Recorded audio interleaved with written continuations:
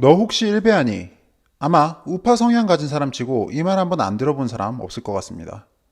오프라인에서 얼굴 보고 하는 대화에서는 그나마 좀 나은데 온라인에서 글을 쓰거나 토론을 하면 어김없이 이런 댓글이 달립니다.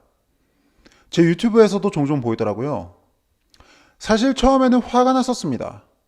아니 도대체 무슨 근거로 글 한 번 써본 적 없고 근한 댓글 한 번 달아본 적 없는 커뮤니티 회원으로 몰아세우는 걸까?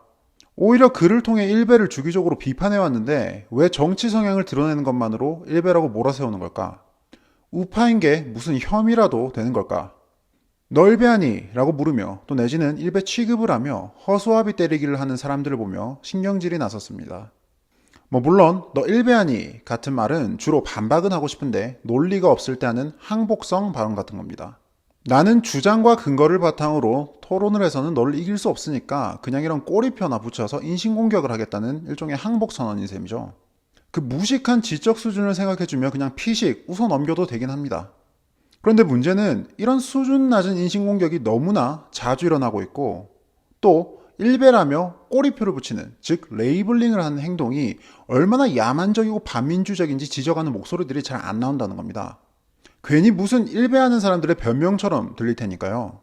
그래서 이번 영상에서는 이 부분에 대해서 한번 논리적으로 짚어보려고 합니다.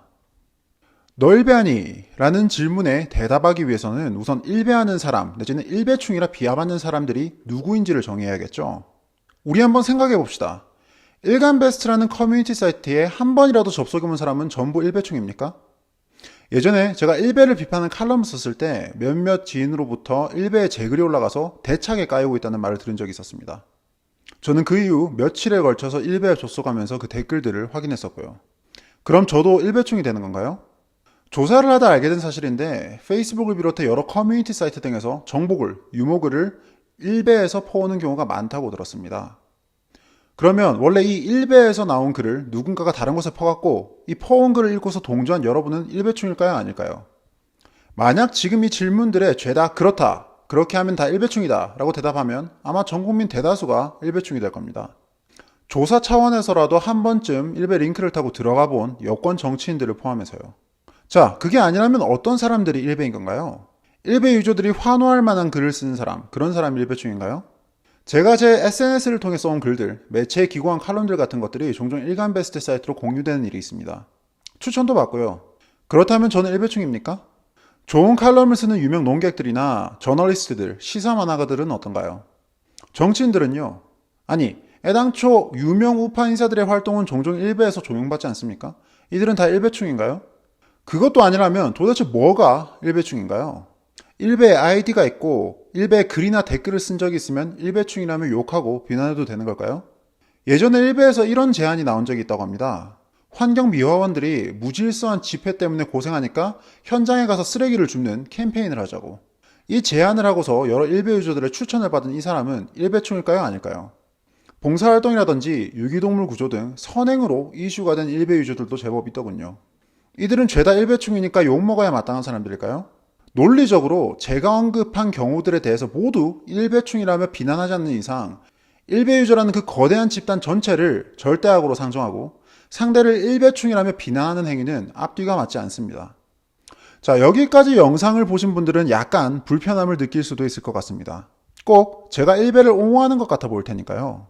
아닙니다. 오해하지 마시기 바랍니다. 저는 이 일베의 공통적 문화를 지속적으로 비판해왔습니다. 과거 일베에서 사회적 논란을 일으켜왔던 사건들, 변호의 여지가 있을 수 없죠. 분명 일베에서 공유되는 이 일부 놀이 문화는 비판받아 마땅합니다. 각종 혐오성 발언들, 차별과 편견을 조정하고 강화하는 문화, 무엇보다 위약적인 태도나 행위가 멋진 것이 되는 그 특유의 분위기, 이런 요소들 분명 비판하고 또 비판받아야 합니다. 그런데 하나 물어봅시다. 이런 문제는 일베에만 존재하는 일베만의 특성입니까? 그렇지 않죠. 다른 커뮤니티에서도 이런 일들이 종종 일어납니다. 일베뿐만 아니라 최근 사회적으로 물을 빚어온 메갈리아는 말할 것도 없고 강간 사건이 일어났던 오늘의 유머, 온갖 막장 발언으로 충격을 안겨준 DC 인사이드의 갤러리들, 조금만 찾아봐도 이런 쇼킹한 사례들이 많습니다. 이게 제가 바로 커뮤니티 그 자체에 거부감을 느끼는 이유입니다. 위약을 장려하는 분위기가 조성되어서 나쁜 말, 금도를 넘는 말, 폐륜적인 말 같은 걸 떠들어대는 게 마치 쿨하고 재밌는 것처럼 포장되곤 합니다. 그리고 이런 식으로 익명성의 그늘에 숨어서 사회적 논리 욕구들을 방출하려는 사람들이 여러 커뮤니티에 포진해 있죠. 좌우 정치 성향을 막론하고 또 남녀노소를 막론하고요. 일베뿐만 아니라 제가 관찰한 커뮤니티는 다 그런 요소를 가지고 있었습니다. 심지어 제가 하고 있는 페이스북이나 유튜브마저도요. 사람들이 모이는 온라인 플랫폼에는 이런 문제가 발생할 수밖에 없습니다. 자, 논의를 여기까지 했으면 이제 우리는 그 일베라는 프레임에 대해 생각해 봐야 합니다. 앞서 말했듯 못된 짓을 하는 사람들, 또 사회적으로 무리를 빚어온 사건들은 일베뿐만 아니라 수많은 커뮤니티에서 나온 바 있습니다. 그런데 왜 다른 커뮤니티의 사례들은 개인의 일탈 정도로 치부하고 넘어가는데 유독 이 일베라는 커뮤니티에만 다른 잣대를 들이대는 걸까요? 정확한 통계는 아니지만 일베 회원 수는 약 600만에 달한다고 합니다. 왜 일베에서 나온 사건들의 경우에만 문제를 일부 정신 나간 사람들의 일탈로 한정하지 않고 마치 600만에 달한다는 거대 커뮤니티 전체의 문제라며 확대 해석을 하는 걸까요? 지금 이 사회에서 일베 내지는 일베충은 분명 일종의 아이콘입니다. 절대 악을 상징하죠. 매우 대중적으로 사용되는, 또 심지어는 언론에서도 쓰는 고유명사가 되었습니다. 그래서 뭐만 하면 당신 혹시 일베? 라는 반응들을 보입니다.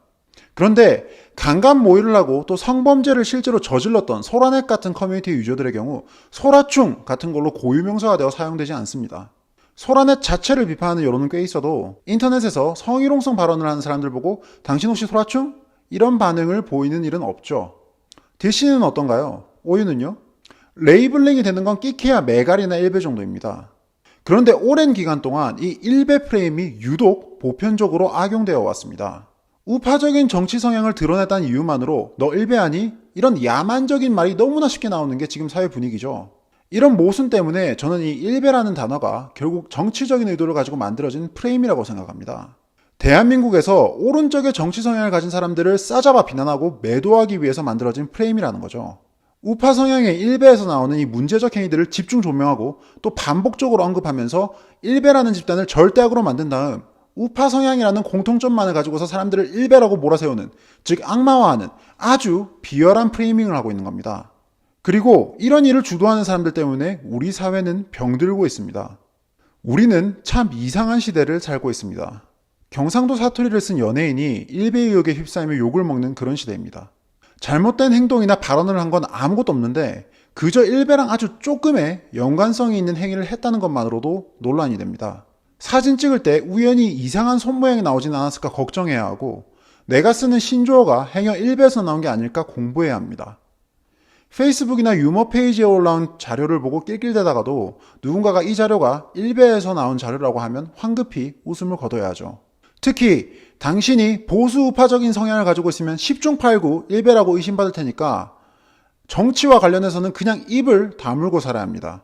온 사회가 편집증을 앓고 있는 겁니다. 이런 분위기를 주도하는 게 누구일까요? 결국 좌파 정치 기득권들입니다. 우파 성향의 사람들의 입에 재갈을 물리고 우파라는 이유만으로 마치 죄라도 저지른 것처럼 악마화함으로써 정치적 이득을 누리는 사람들이죠.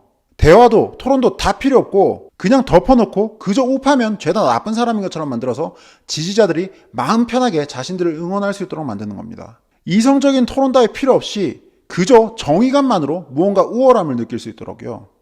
민주주의가 죽었습니다. 이 말은 바로 이럴 때 쓰는 겁니다. 생각의 차이, 생각의 다름을 악으로 만들어야만 직성이 풀리는 사람들, 다양성을 도저히 못 견디고 나와 다르다는 이유만으로 상대를 일베 같은 절대악으로 몰아세우는 사람들, 바로 이런 사람들 때문에, 또 이런 사람들을 이끄는 선동가들 때문에 민주주의가 죽고 있습니다. 그리고 이런 대열의 가장 앞자리에 대통령이 있다는 사실이 너무나 개탄스럽습니다. 국민 전체, 국가 전체를 위해 봉사해야 할 대통령이 이런 프레이밍을 선동하고 있죠. 적폐, 친일, 일베 다 똑같은 겁니다.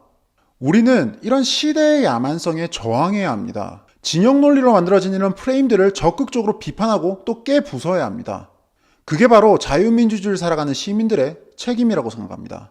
뻑하면 너 일베니? 하고 묻는 편협하고 옹졸하기 짝이 없는 반민주 세력들에게 반박해야 합니다. 당신은 전체주의자냐고, 당신은 반민주주의자냐고. 1936년부터 38년 사이 소련에서는 대숙청이라는 사건이 있었습니다. 조세프 스탈린의 주도하에 시작된 숙청이었죠. 처음에는 스탈린의 정적들 위주로 시작되었지만 가면 갈수록 그 대상이 확대되더니 결국에는 조금이라도 다른 생각을 표현하면 죄다 죽여버리는 수준에 이르렀습니다. 집권 세력의 행보에 의문을 표하면 그대로 처형당하는 숙청의 시대가 시작된 거죠. 처형당하던 그들에게는 꼬리표가 붙었습니다. 반혁명주의자 혹은 서구의 스파이라는 꼬리표가요. 그렇게 약 3년 동안 대략 60만에서 100만 명 가까이가 죽었다고 합니다. 소련의 인민들 상당수가 이게 옳다고 생각했습니다. 왜요? 반혁명주의자고 또 서구의 스파이니까. 독일의 나치, 중국의 홍위병들도 결국 다 이런 사고방식을 가지고 있었죠. 우리는 어떤가요? 무작정 일베라고, 적폐라고, 친일이라고 매도하는 사람들을 보고 있으면 지난 세기 역사에 악몽들이 떠오릅니다. 이런 선동을 하고 있는 대통령과 집권 세력을 보고 있으면 소름이 돋는 이유입니다.